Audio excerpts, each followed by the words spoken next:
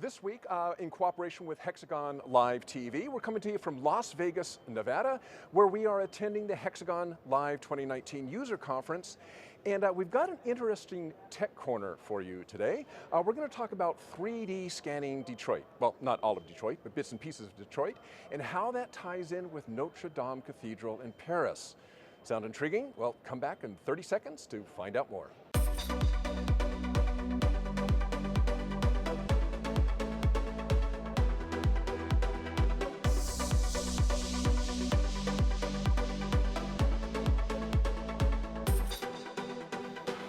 Thanks for tuning in. Hi, I'm Dirk Ducharme, Editor-in-Chief for Quality Digest and your host for this program from QDL and Hexagon TV. Today we have Joel Martin, Product Manager for Laser Trackers from Hexagon Manufacturing Intelligence, to discuss an interesting project called 3D in the D. And Joe, we appreciate you taking time with us today. Absolutely, thank you. Okay, so let's start right off. Why don't you just tell us just briefly what 3D in the D was all about? 3D in the D was an interesting project. It started from SME. They run a show for additive manufacturing, and it happened to be in Detroit this year.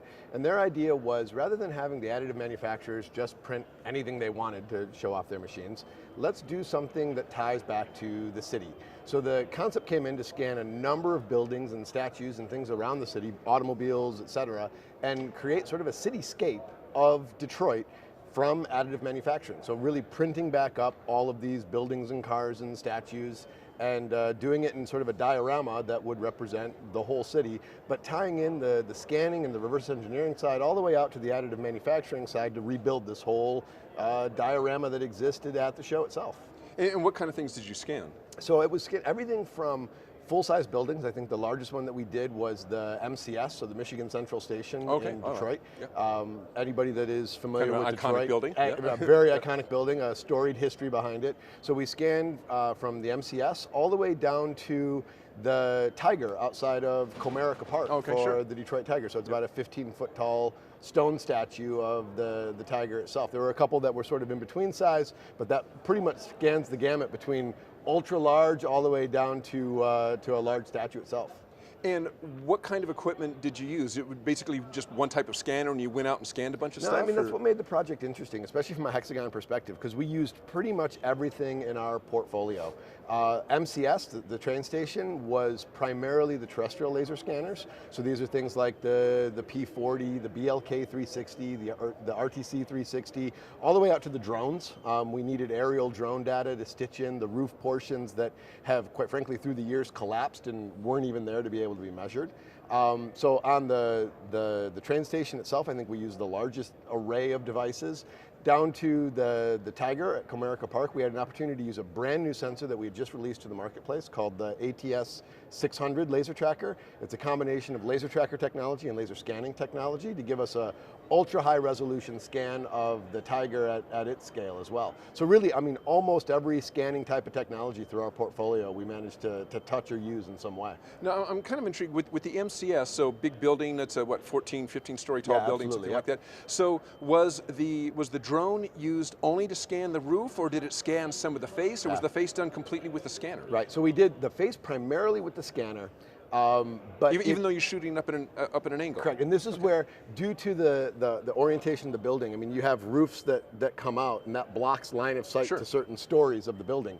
So primarily it was the roof, but for certain areas, even in the facade of the building, we used the drone data to stitch in the areas that we couldn't get a LiDAR scanner up on a roof to scan the next area. You couldn't see it, the roof physically didn't exist anymore. Right. So we used the drones in that as well. So it was both facade and the surrounding of the building, as well as the roof data as well. We actually did an interesting part where we flew the drone inside of the building to try to stitch in some of the internal data as well. So then later on, so you take obviously two different instruments. You've got your scanner, you've got your drone with what, LiDAR, or what? The drone was just camera. Oh, so just camera. Okay, okay. And then you bring all this together later in software and stitch it together, right? Yep. So we brought it together in 3D Reshaper, so in one of our high-end stitching packages, and we brought all of the software together in a unified coordinate system and turned it into what's called an STL mesh. So it's basically a bunch of small triangles that represent the surface. And when you model a building, you've got a couple of ways to go about it. You can either use that scan data to create a perfect representation, so make all of your walls perfectly flat and all of your angles perfectly angled. What we didn't want to look at it from a theoretical standpoint, we wanted to look at it from an actual standpoint. What does this building really look like, just due to the iconic nature of the building. Right. So by creating an STL mesh, it makes it more realistic to what's truly there. You even get some of the decay at the building that had happened through the years. You even see that in the model itself. Right. Now, I know, I mean, I'm assuming since this is an old building, it has a lot of also, what do you call it, architectural elements to it. Correct. You know, scrollwork, or what do you want to call it. Were you able to scan those as well with decent resolution? Absolutely, so it was really interesting. This was an area where using multiple technologies together became really cool. So we used the BLK and the RTC to do the large volume area in the drones. These are scanners? These are all the Geodesy terrestrial laser scanners, correct.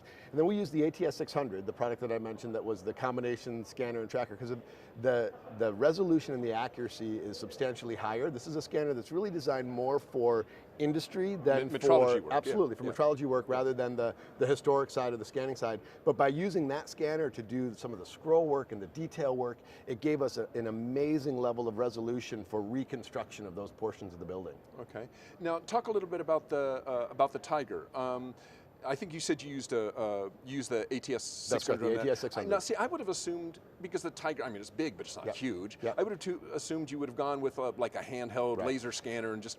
Yep, so we thought about it, to be honest, and when we scanned the Tiger, it was right at the release of the ATS-600. Literally within days of us announcing that technology to the marketplace, this project came up and we had the opportunity to do it. So our initial thought was to do it with a handheld laser scanner, and in the end, there were two things that drove us to using the ATS. The first was the fact that when we did the Tiger, it was February, and it was about 10 degrees outside. And no one raised their hand very quickly to say, I would like to stand outside for 2 hours and scan the statue. So we used the ATS and it was fantastic. I mean, the data throughput and the ability to scan the entire Tiger. I think we did a 15-foot tall statue from roughly 10 stations as we move around the Tiger. It took maybe an hour and a half to do the scanning, and the beauty part of it is, as a laser tracker guy, I've been with trackers for about 20 years of my career, you're always doing something. You're working the scanner or the SMR or the probe, and here we set up the ATS and we programmed it to do what it had to do, and we drank a coffee in a warm truck. Turned the heat on. Let it finish and came out and did it again. So it worked out really, really well. Now you mentioned you mentioned 10 stations. So that is actually a little shameless plug for the ATS-600. That is kind of one of the benefits of that, right? Is you can easily move it, and it stitches together kind of on the fly. Yeah, so I mean, you're using the tracker technology, so the ability to use an SMR or a corner cube to stitch all of that data together. And what it gives you, and this is how it ties back to that metrology standpoint. What do we care about in the metrology world? It's all about accuracy, right? So it's how do we keep the uncertainty of this survey as low as possible? So by using an SMR and traditional tracker technology to do all of our station moves, which is the difficult part in terrestrial laser scanning, which is stitching all of this data together, you end up at the close of the survey, at the close of the scanning of the statue, we had a fully complete model. It was, I mean, the level of post-processing was very little. It was just cleaning up the stray data and making it look like a good model and sending it off to the printers to let them have it. So, because I forgot to ask you this, is what about resolution and accuracy? Well, let's just talk resolution first. So resolution on, let's say, the building versus resolution on the statue. You know, it's interesting, and I mean, especially here, we've talked about some of these interconnectivity and 5G connection and data throughput, and I mean, it's a huge focus here at this conference. So when you look at it and you look at the train station was amazing. I mean, the group that did the survey, they were burning through terabyte hard drives like they didn't even exist. I mean, there was so much data. Now, when you look at the point-to-point resolution, like what is our true data resolution on the walls and on the roofs, it's not that big. I mean, you need a point every few centimeters or so. When we get down to the Tiger, now you start looking at needing points at sub-millimeter level to get the level of resolution that you need. But obviously the model is smaller, so you have less total points. But even there, I mean, several 100 million points, even just on the Tiger by itself, was the total scan. So it was an immense amount of data. Well, let's dive into what was your most complex project? Yeah, so I mean, from a complexity standpoint, I think the train station, hands down, just by the amount of scanners that we had to use, the drones, the terrestrial laser scanners, the ATS. The train station also, for me as a Detroit native, I mean, the train station closed down, I think, in the early 80s, and this is something, I mean, I heard my parents tell stories about going and taking the train out to Utah. I had never been in it. And Ford's bought it now. Ford's bought it now, okay. And it was a really interesting, because we could go in, and we did all of the scanning inside, and it was my first opportunity to be inside of this That's pretty cool. iconic Detroit building, native, as a Detroit native, to really see it, and to look at the decay, and to look at what Ford has as their undertaking to bring this building back, and it'll essentially be their autonomous vehicle center. They're building a whole campus around this building, so it's great. It's great to see the city of Detroit and the rebirth and the coming up, so it was just a really fun project to work on. So walk us through just bits and pieces of that. I mean, how long did the total scan for the building take? So it's not quite fair, because what we needed for this project was really just the exoskeleton. Okay.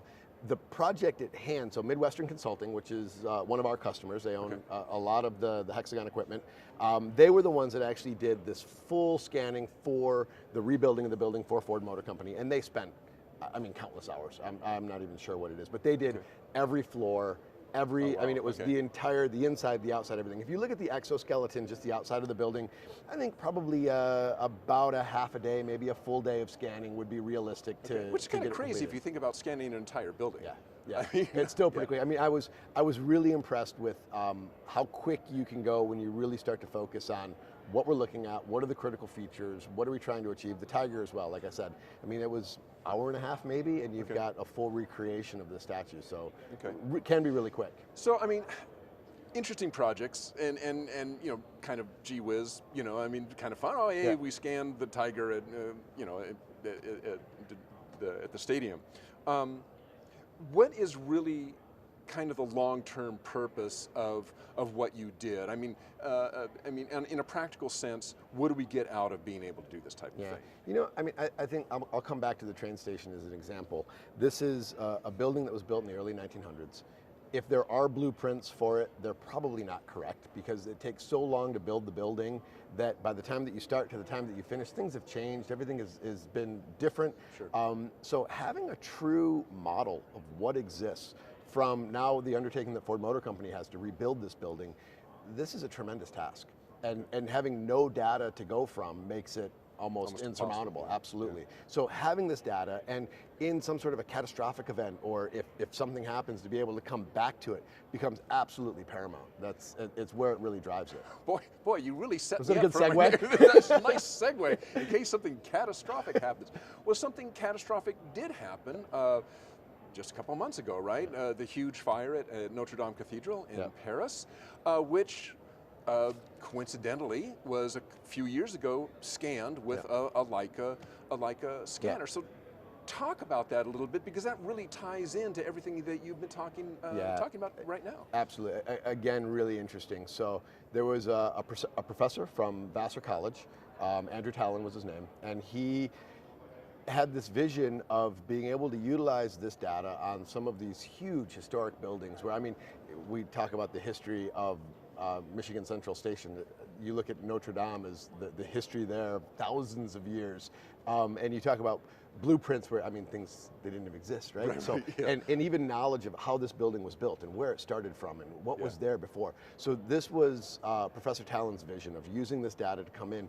And it's an interesting story, because the data that was the complete scan, when he did it, was not really like, ooh, we should do this in case something happens. No one ever thinks a catastrophic event will happen. But upon the fire became, I mean, immensely valuable as, what do we do? Now we have to rebuild this structure. How do we do it? What's there to start with? And you look at some of his data from the scanning, and it's amazing, right? Because there are certain portions of the building where you can tell that the construction started hundreds of years before the construction finished, and portions are like out of plumb by over half a foot, where it's not like it's a little bit. Clearly you started something, the ground settled, the building shifted, you had to finish something, and it's nothing that would model. And probably even construction techniques, I imagine. Absolutely, yeah, absolutely. I mean, certain portions where even some of the columns in the building aren't straight, but they're not straight on purpose to help offset some of the weight of where this comes from. So, and there's I mean, the really good thing is, so the data is actually public data. There is a link that your viewers can use and the Hex TV people can look at to actually go in and play with the 3D view of all of this data. And there's a great picture, one of my favorites is actually in the attic of Notre Dame. Which is really where the fire started, because the wooden ceiling, they called it the forest, because it literally took a forest of trees to build this. You never see it. It's nothing that the public sees, because it's really, it's above the actual structure of the cathedral itself. So some of the scans that were done in what is essentially the attic, which is of this wooden beam ceiling, give you an understanding of how, I mean, just catastrophic this really was, and how, I mean, you're talking about a wood timber structure that is 1,000 years old, that is, I cannot even imagine the level of blaze that happened when it went. So, but having that data to be able to come back and rebuild from it is fantastic now. Yeah, and from what I understand, there is some conversation going on between the Leica people and the people responsible for Notre Dame to kind of deal with some of the data issues and that sort of stuff. Yeah. Correct. Yeah, that data, which is essentially owned by Vassar, they've shared it, and like I said, I mean, you can even go online and look at it and play with it.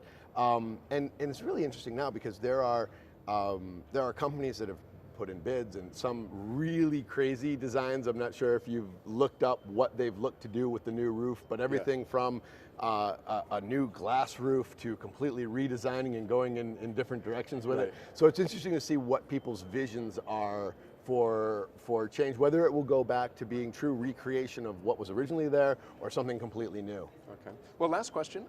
So, future of 3D scanning.